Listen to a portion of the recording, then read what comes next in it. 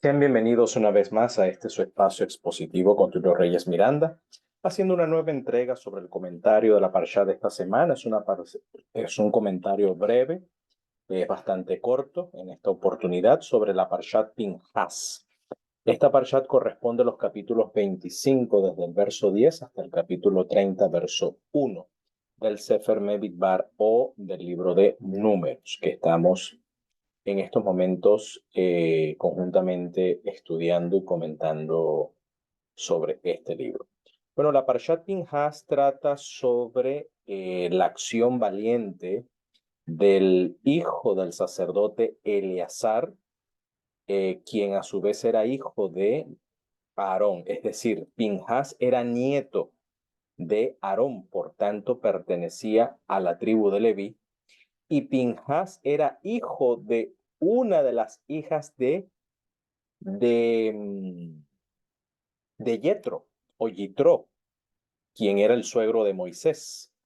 Así que en este caso, Sípora, la esposa de Moisés, era la tía de Pinhas. ¿Ok? Esos son datos importantes sobre el tema.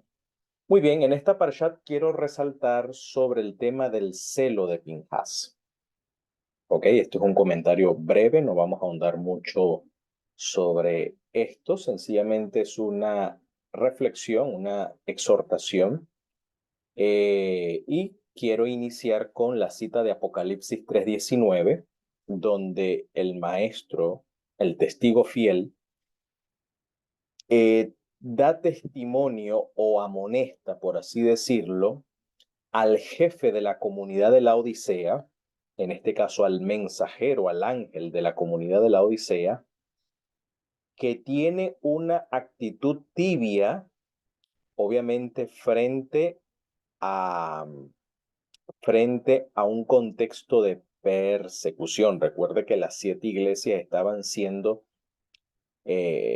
en una cierta crisis debido a la persecución que Domiciano había iniciado en su tiempo, pero el líder de la Odisea tenía una actitud tibia frente a la persecución, es decir, no tenía celo, porque o sea, la actitud tibia es una actitud de falta de celo, porque dice, yo reprendo y castigo a todo lo que amo. Sé pues celoso y arrepiéntete. Esta amonestación al líder de la comunidad de la Odisea es que el líder, por su actitud tibia, al no ser frío ni caliente, o sea, no ser ardiente de celo por el Señor, ante la persecución, ante la oposición, ante la prueba, en su actitud tibia pierde el celo. Se vuelve allí, tú sabes, la lealtad al Señor se compromete. ¿Ok? Y pues él trata de quedar bien, pues, como dicen por allí, quedar bien con Dios y con el diablo al mismo tiempo. Y eso no se puede, es imposible. ¿Ok? Entonces, el detalle del líder de la Odisea es que le falta celo. Por eso la amonestación, sé pues celoso y arrepiéntete, por cuanto no tenía ese oro afinado en fuego. O sea, el oro de la fe que se prueba bajo el fuego de la prueba. Entonces, le falta celo. Entonces, para tener un concepto claro de lo que es celo, precisamente la parsha de esta semana, la parsha Pinhas, resalta esta virtud de Pinhas, el hijo de Eleazar, el hijo de Aarón, el Cohen, ¿no? El sacerdote, que ha hecho tornar o ha hecho volver mi furia o mi ira de los hijos de Israel, en este caso la ira que se estaba manifestando mediante una plaga, mediante una enfermedad, para los apóstatas o los transgresores que acudieron o participaron de la idolatría ante Baal peor. Es decir, estaban sufriendo el juicio de Dios.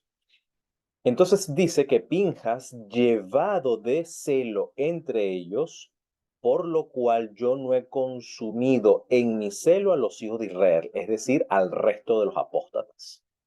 Es decir, el contexto está hablando de que el Señor inicia un juicio contra los apóstatas. Iban cayendo, iban muriendo personas bajo una plaga, bajo una enfermedad. No tenemos información en la Biblia ni en la tradición judía de qué tipo de plaga o qué tipo de enfermedad era, pero sí habla de una mortandad producto de una plaga o de una enfermedad. No sabemos si fue chikungunya o qué tipo de plaga era, pero era una plaga mortal para los apóstoles.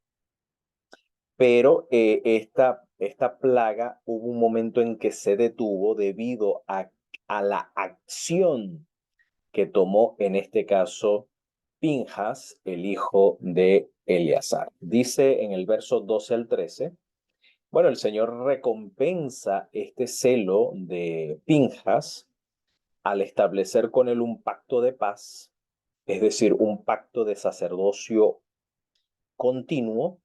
Dice, por cuanto tuvo celo por su Dios e hizo expiación por los hijos de Israel. Esto es interesante, esta nota, de que Pinjas hace expiación por los hijos de Israel sin ofrecer sacrificio. Vaya qué interesante.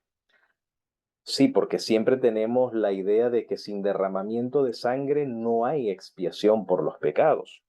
Es decir, para que haya expiación tiene que intervenir un sacrificio, ¿no?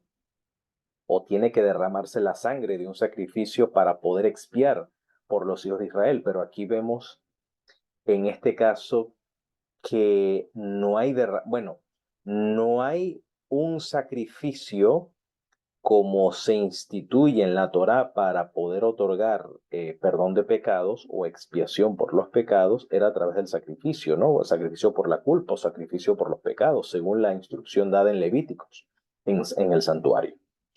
Pero aquí Pinjas hace una expiación, es decir, detiene la mortandad cuando actúa en celo por su Dios. ¿Qué significa actuar celo? La palabra caná tiene que ver un amor intenso por Dios, pero un amor tan intenso que no está dispuesto a tolerar que no tolera la deslealtad. O sea, tanto es el amor, esa devoción intensa que tuvo Pinjas por su Dios, que no estuvo dispuesto a tolerar ninguna deslealtad hacia su Dios.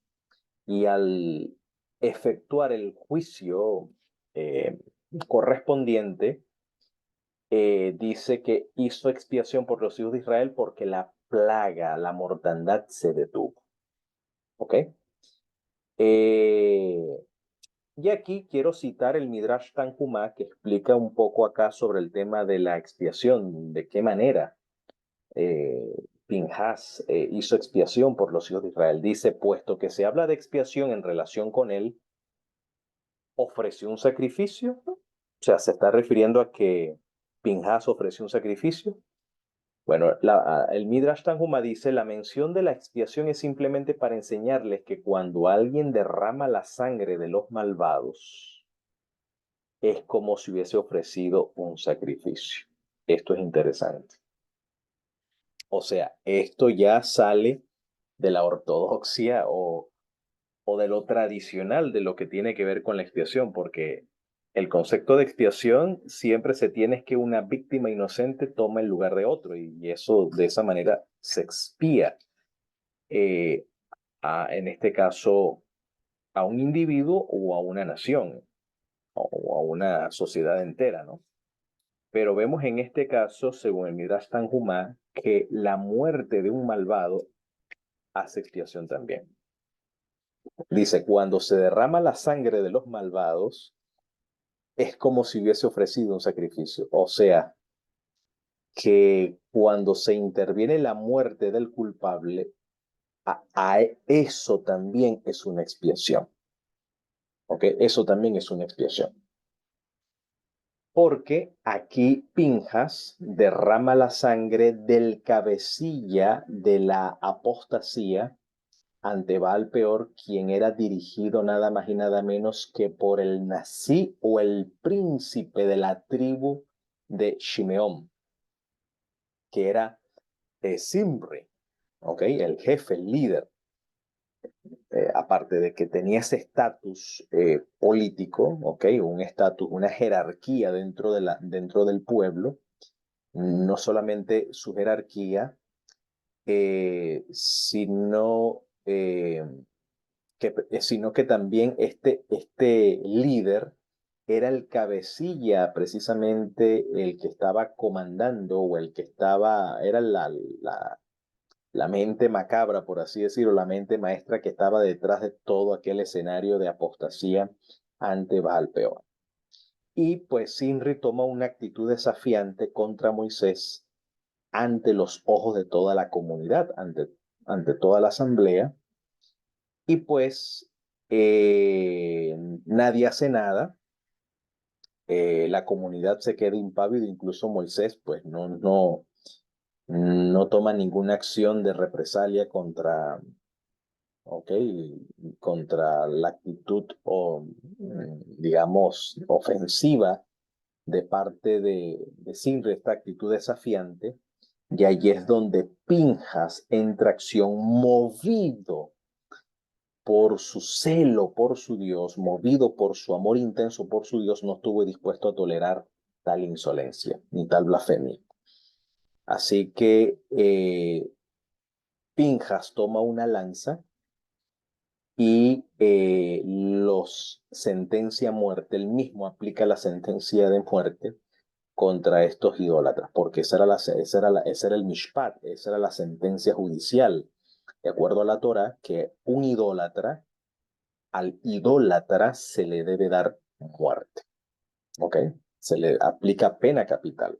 Había cometido transgresión contra el decálogo y la manera que se expiaba esa transgresión, obviamente, o era que muriera el culpable o muriera un inocente en lugar de ellos. Pero en este caso, ante la impenitencia de Sinri, la, en tomar una actitud osada y bastante atrevida y desafiante contra Moshe y contra el Eterno, por supuesto, eh, merece pues pena capital. Y quien aplica esta pena capital es, en este caso, Pinjas, movido por ese celo por su Dios. Entonces, al derramar la sangre de los culpables, es como que se hubiese ofrecido un sacrificio. Es decir, eso también es una expiación.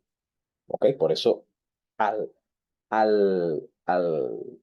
digamos, quitar la vida al cabecilla, al jefe de la rebelión, como dice un dicho, un adagio en mi pueblo, muerto el perro se acaba la rabia. Es decir, al darle muerte al instigador de la apostasía, que en este caso era Simri, pues el resto de los transgresores no participan, ya no padecen de la plaga, sino que son perdonados, ¿ok? Son perdonados. Ya ha muerto el instigador, ya son perdonados. Pero algo interesante que se destaca en el celo de Pinjas, y es interesante que de allí se inspiran el movimiento celota del siglo I, ¿no? Los llamados Canaín en plural, ¿no? En hebreo, los celadores, los que celan por el Dios de Israel. El grupo de los celotas era un grupo revolucionario que buscaba la emancipación del yugo político de los romanos frente a los impuestos que pagaba Israel ante el imperio. Pero esta gente, estos celadores, no que estamos justificando el método, pero estos Canaim, estos seguidores del Dios de Israel, buscaban la emancipación del yugo de los romanos, del impuesto de los romanos, y cualquier judío, incluso cualquiera de su nación, que entrar en sociedad o en alianza con los intereses de Roma, bueno, padecían la furia del celo de estos celotas, ¿ok? Por eso se le llaman celotas, porque ellos emulan el celo de Pinjas, cuando en su celo por el Eterno, en su celo por la Torá, dio muerte a los transgresores, a los apóstatas. Entonces, cuando un judío entraba en sociedad con algún romano, por ejemplo, los cobradores de impuestos, los recolectores de impuestos, no eran bien vistos por los celotas y muchos de ellos morían bajo la sica, ¿no? Los celotas se caracterizaban por ser sicarios porque tenían una daga que veían por allí a un judío medio tibio por allí en cuanto a su identidad judía, medio asimilado, pues muy en conchupancia con el imperio, con el imperio romano, pues le llegaban de sorpresa con una sica, pues le quitaban la vida. O a un romano, un soldado romano que vieran por allí medio despistado, pues trácata, ¿ok? Entonces,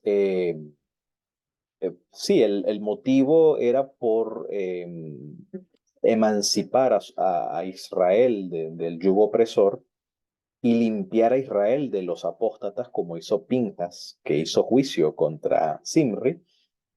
Imagínate, pues, ese tipo de celo hoy en día, quitar la vida de esa forma, ¿no? Bastante extremo, bastante radical esta actitud. ¿Ok? Sin embargo, bueno, en la Torá el Eterno elogia este celo,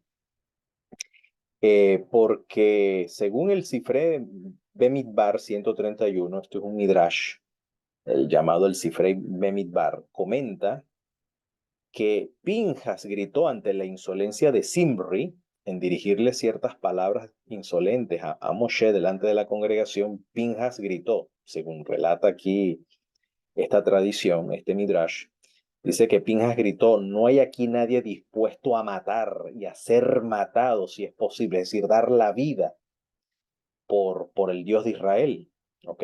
O sea, arriesgar su vida en dar sentencia de muerte a los apóstatas, ¿ok? O sea, a estar dispuesto a dar la vida, ¿no? Entonces dice, ¿dónde están los leones? Esto es un midrash inspirado en Génesis capítulo 49, verso 9, representando a Judá como un león agazapado, ¿no? Entonces, Pinjas,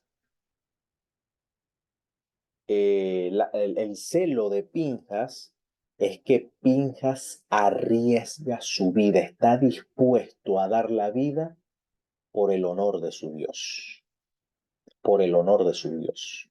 O sea, porque Pinjas va a arremeter nada más y nada menos que contra un jefe, contra el jefe de la tribu de Simeón, ¿ok? Y Pinjas, por supuesto, no era un hombre de jerarquía, por así decirlo, no era un hombre de autoridad, ni religiosa, ni era juez, ni era alguacil, ni siquiera era un sacerdote en función.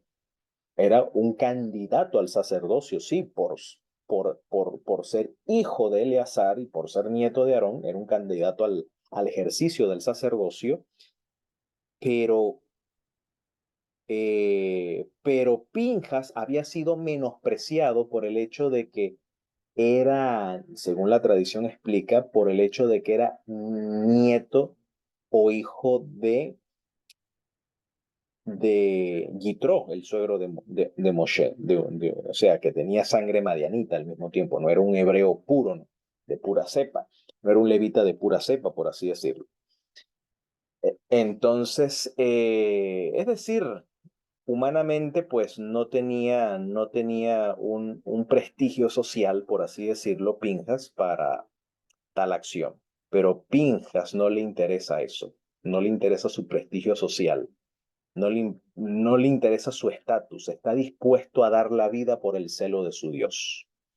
Y ese celo es una alusión justamente del Mesías. En cierta manera, Pinjas, en su disposición a dar la vida, a arriesgar su vida, en celar por su Dios, ahí vemos un reflejo de Yeshua, porque Yeshua también del Mesías, porque el Mesías también está dispuesto a dar su vida. Como menciona en primera de Timoteo 6, 12 al 13, dice el apóstol Pablo, pelea la buena batalla de la fe. Si en algo tenemos que mostrar celo, es en pelear la buena batalla de la fe. ¿De qué manera? ¿Cómo? Peleamos la buena batalla de la fe. Dice, echando mano de la vida eterna, a la cual asimismo eres llamado, habiendo hecho buena profesión delante de muchos testigos. La palabra griega es habiendo hecho una buena confesión. Confesar, como dice el apóstol Pablo, esta es la palabra de fe que confesamos o que anunciamos. Si confesares con tu boca que Adonai es Yeshua, que Adonai, que el Señor es Yeshua, dice, y que Abba o Eloah le ha levantado de entre los muertos, será salvo. Porque con el corazón se cree para ser justificado y con la boca se confiesa para salvación de otros. O sea, confesar que Yeshua es el Señor, que Yeshua es el Mesías. Entonces, de esta batalla de fe, porque hacer esta confesión obviamente trae oposición, ¿ok? Y estamos llamados a hacer una buena profesión delante de muchos testigos. Por eso dice, el apóstol Pablo recomienda a Timoteo, te mando delante de Dios que da vida a todas las cosas y de Jesús Mesías, ¿ok? Yeshua HaMashiach, Jesús el ungido, dice, quien dio testimonio de una buena confesión delante de Poncio Pilatos. O sea, Yeshua no titubeó, él es dispuesto a dar su vida. Es decir, no titubeó delante de Poncio Pilato, al confesar cuando Poncio de manera burlesca decía, ¿eres tú acaso rey de los judíos? ¿Eres tú rey? Y Yeshua le responde, tú lo has dicho, para esto he nacido y para esto he venido al mundo, para dar testimonio de la verdad. ¿Ok? Entonces Yeshua hizo buena confesión ante Poncio Pilato. Y esta es precisamente la exhortación, como dice Judas, que estamos llamados a contender ardientemente por nuestra fe ante falsos maestros, ante personas que intentan destruir la fe. ¿Ok? Entonces, este es el problema de la Odisea, o en este caso del líder de la Odisea, le falta celo, le falta ese fuego, ese oro afinado en fuego, esa fe probada en fuego, en el fuego de la prueba. Entonces, amados, por la gran solicitud que tenía de escribirlo de la común salvación, me ha sido necesario escribirlo amonestándoles que contiendan ardientemente, como dice el griego, literalmente, que contiendan ardientemente, eso es celo, eso es canaf, eso es celo, que contiendan ardientemente por la fe que ha sido una vez dada a los santos. Es decir, testificar de que Yeshua es el Mesías, testificar que Yeshua es el Señor, ¿ok? Y testificar de la fe una vez dada a los santos, de la fe de Yeshua, esta fe, pues, debemos estar dispuestos a contender por ella. ¿Ok? Cuando realmente el amor de Dios ha sido derramado en nuestros corazones por la obra regeneradora de la Ruach HaKodesh, estaremos dispuestos a testificar de manera ardiente, ¿ok? Que ese es el calor que el Señor Yeshua elogia en la Odisea, ¿ok? Ojalá que fuese frío, como frío de nieve es el mensajero fiel, dice un proverbio, un dicho de Salomón, capítulo 25, verso 13 de Proverbios, como frío de nieve, ¿ok? Es el mensajero fiel, ¿ok?